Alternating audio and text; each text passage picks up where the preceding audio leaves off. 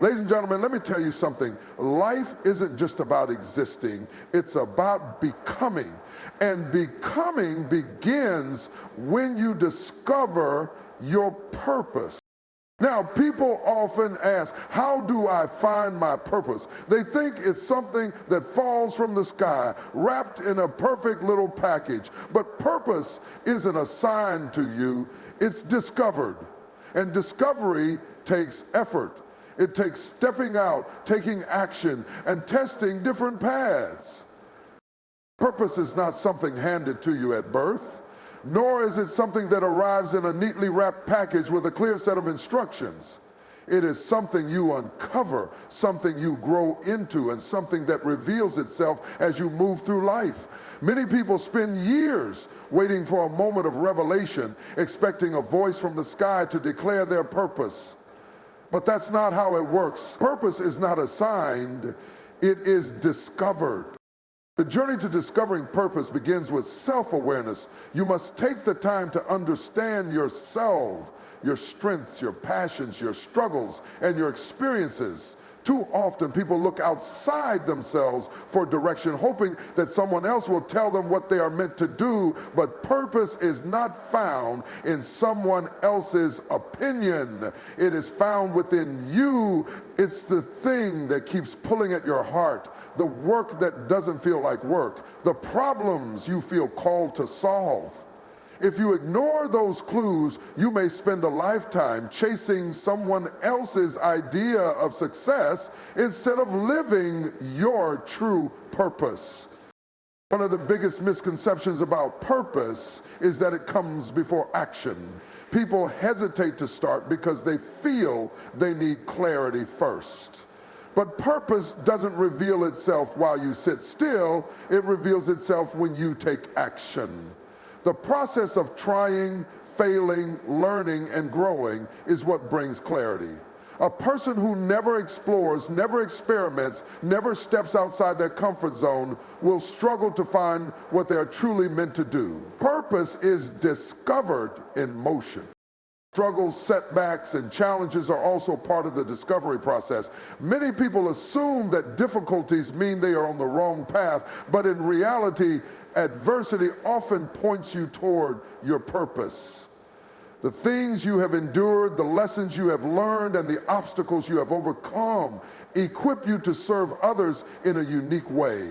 Some of the most impactful people in the world did not find their purpose in success, they found it in pain. They turned their struggles into fuel and used their experiences to guide others.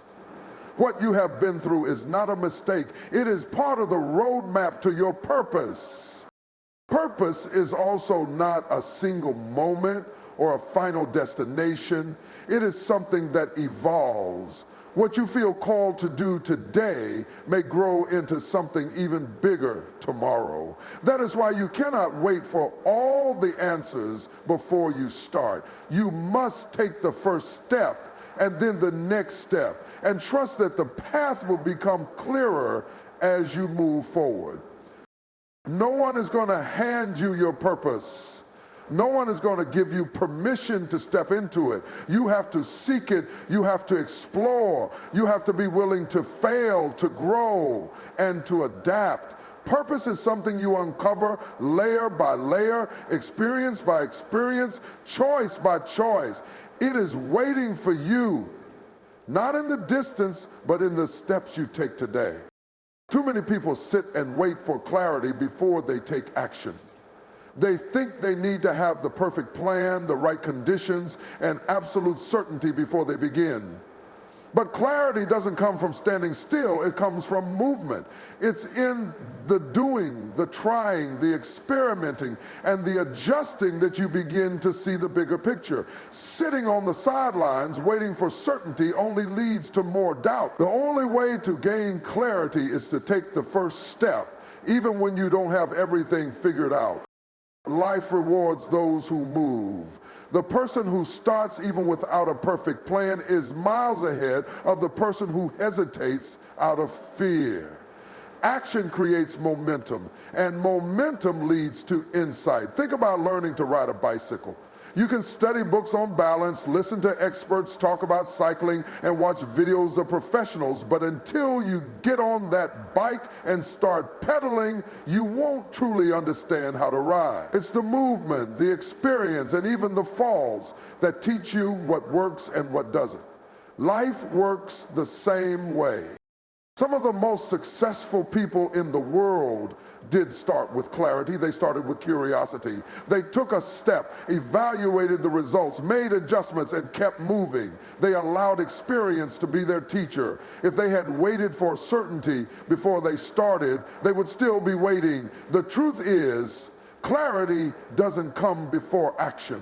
It comes because of action. Fear is one of the biggest reasons people refuse to move.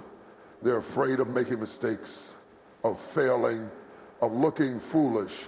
But what they don't realize is that mistakes are part of the process. Failure isn't the opposite of clarity, it's a pathway to it. When you take action, you gain feedback. You learn what works, what doesn't, and what needs to change. That feedback is what brings clarity. But if you never move, you never learn. Opportunities also reveal themselves through movement.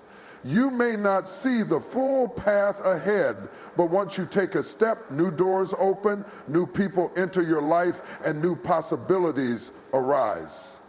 Many of the greatest opportunities are hidden from those who stand still, but those who move, who take risks, who step out, even when they don't have all the answers, are the ones who discover what's possible.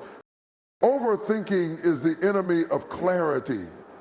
Some people analyze so much that they become paralyzed. They weigh every option, consider every outcome, and second-guess every decision until they talk themselves out of taking any action at all. But no amount of thinking can replace the power of experience. Action provides answers that overthinking never will.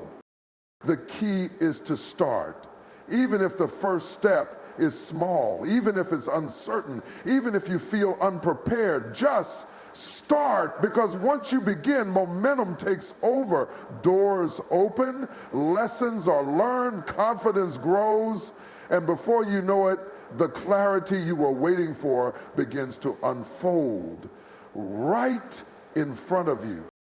Adversity is not a roadblock to your calling. It is the very thing that shapes it. Too many people see challenges as signs to turn back, as proof that they are on the wrong path. But in reality, adversity is often the training ground for the very thing you are meant to do. The struggles you face, the pain you endure, and the obstacles you overcome are not just random events.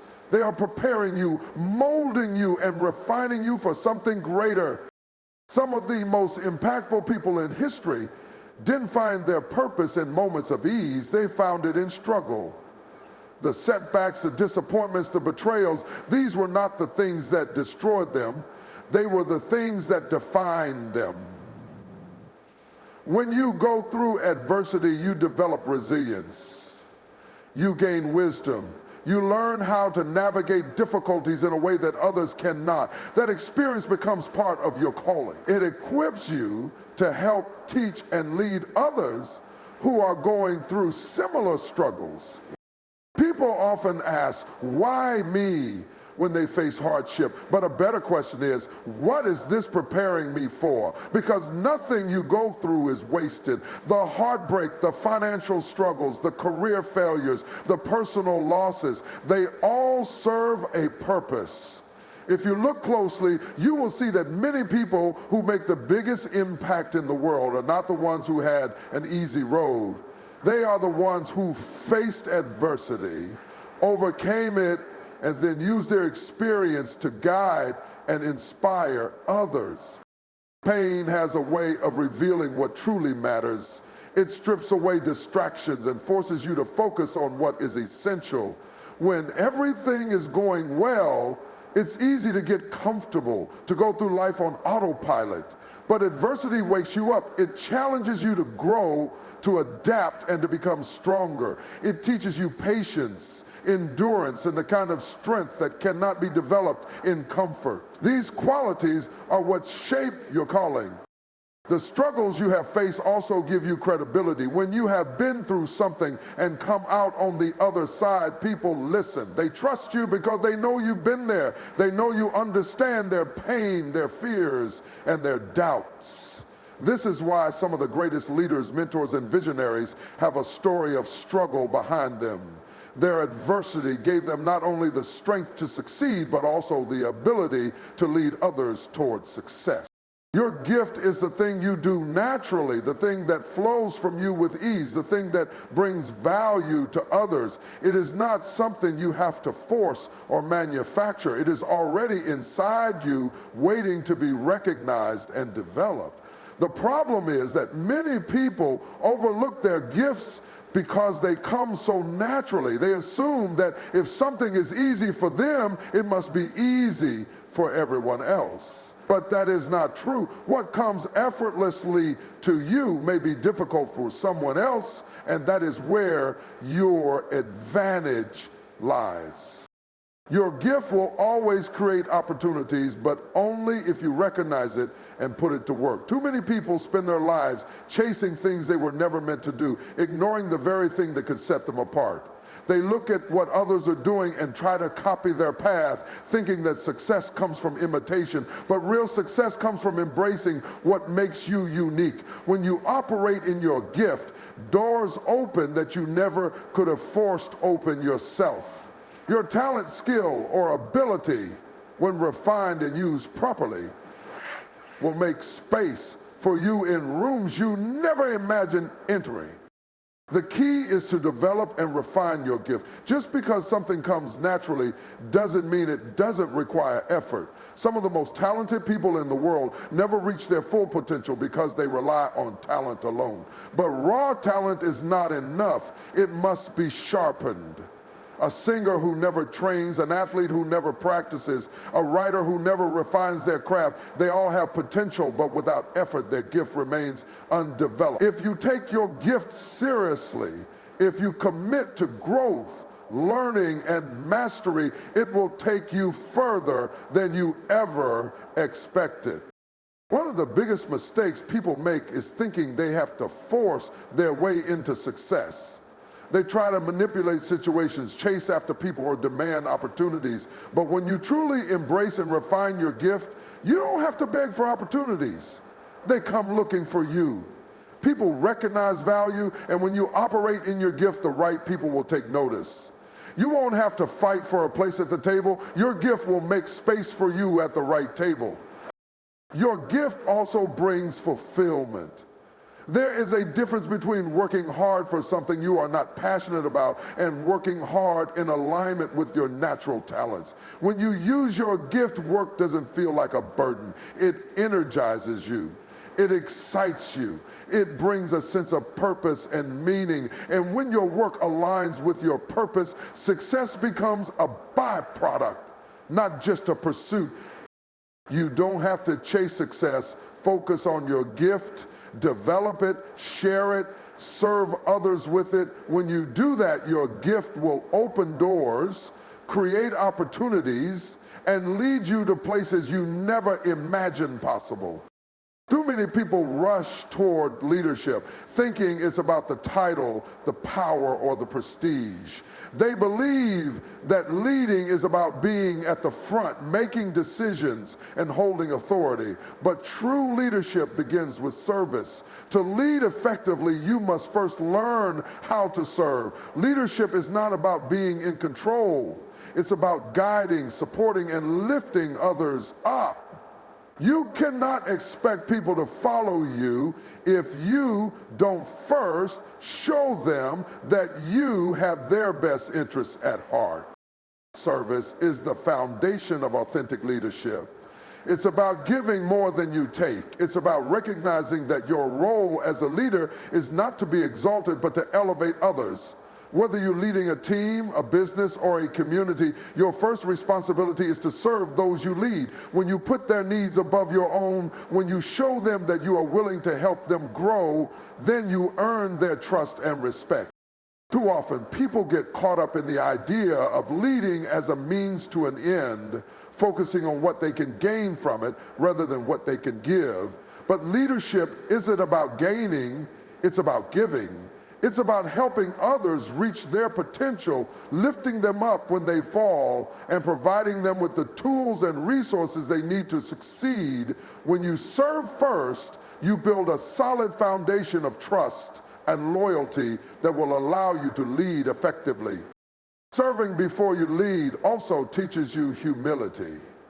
When you serve, you put yourself in the position of learning, of listening, and of understanding others. It allows you to connect with people on a deeper level. Instead of seeing them as followers, you see them as individuals with unique needs, goals, and dreams.